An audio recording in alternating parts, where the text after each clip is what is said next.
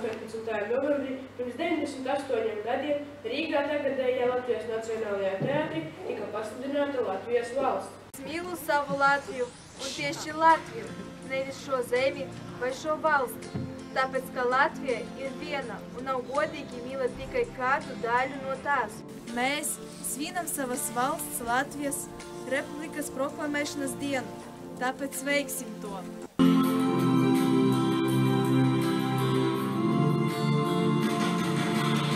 Kas ir Latvija? Daļa no pasaules, Baltijas jūras apmīļota, viskaistākā vieta, vistuvākā sirdī, te izaug un dzīvo man brauc, mana zeme, mana Latvijas zeme, mana tauta, mani latvieši, mana valoda un mani latvieri, mana dziesma.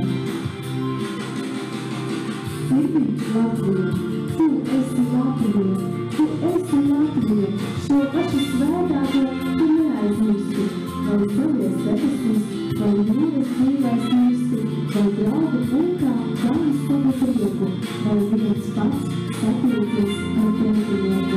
Tu esi Latvija. Mēs esam neatkarīga valsts nu jau 98 gadu garumā. Joprojām mūsos nezūd drosme, ticība savai valstī un savam spēkam. Tāpēc gribu novēlēt mūsu draudzīgajai tautai turpmāko neatkarību, valsts attīstību, kā arī ilgu mūžu. Dzīvosim savā valstī, savā Latvijā. Latvieši ir tauta ar bagātu vēsturi un neatņemumu drošumu, kas kvēlo ikvienā no mums. Tāpēc šodien mēs gribam visus sveikt un novēlēt. Novēlam, lai vienmēr ir darbs, ko pastrādāt, cilvēki, kurus samīļot un mājas, kur atgriezties. Mana dzimtene mīļā, kur arī es būtu, lai notiek kā notikdams. Es mūžīgi mīlēšu tevi, mana dzimtene Latvija, saules mūžu Latvija. Mēs mīlam Latviju!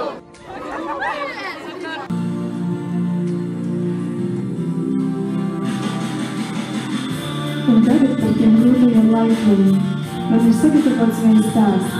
Lūdzu, ieklausieties, nepārtraucot. 1946. gadā skaistā rītā pavasarī atnāca ādas mēteļos vīri Toram Uztēlam un teica, jānāk līdzi.